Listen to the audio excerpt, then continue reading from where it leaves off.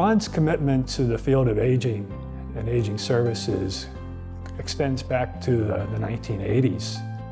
He's really seen the industry from all sides and knows the issues as an operator, as a regulator, and as an advocate.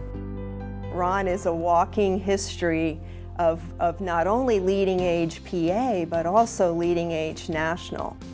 We often will talk about things that we'd like to change, and he'll go through the sort of a history of things that have already changed in that particular area, and he's a huge resource.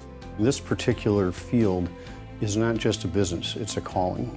We expect more than just, this is the guy doing business. It has to be someone who understands why we're committed to this work, and Ron understands that. I do remember hearing him speak for the first time, and I thought, there's a young man who is going to help us get through what was then a recent regulatory change. And he indeed has spent 27 years doing just that for our members and the association.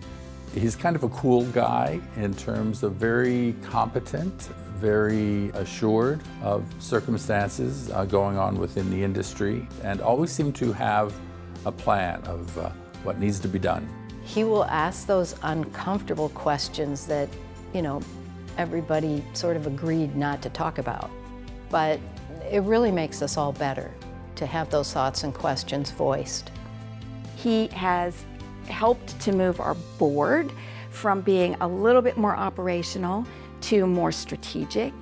He is willing to be unpopular in the moment if he thinks he's right, and I've really respected that. When he sees a vision, he just goes after it.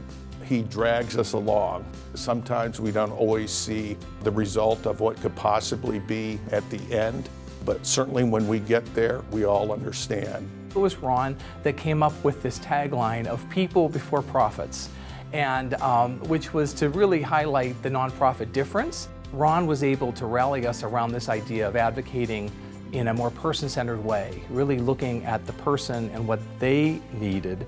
I live near one of our members, and they were having a fire. The dementia unit had caught on fire. The first thing he did was pick up the phone and call the member and see, is there anything that we can do? If you need anything, LeadingAge PA is there to help you. He's got that tough exterior with that really soft and warm heart. During my tenure at LeadingAge PA, my mother fell, and he right away, you've got to leave, you've got to go to the hospital, you've got to take care of your loved one. And that's really who Ron is. Ron's impacted my career in just his poise and his presence, and it's something that I model and like to emulate, is being very passionate but professional at the same time. What I'll miss most about Ron is his sense of humor. There would be times when we would be working on something that was incredibly challenging, and Ron just knew how to break that tension with a thought or a joke or something, and I'll miss that about him. I think seniors in Pennsylvania are better because of Ron's work, because of his ability to represent the membership in an effective way. Ron's commitment to LeadingAge PA is undeniable. He is Mr. LeadingAge PA.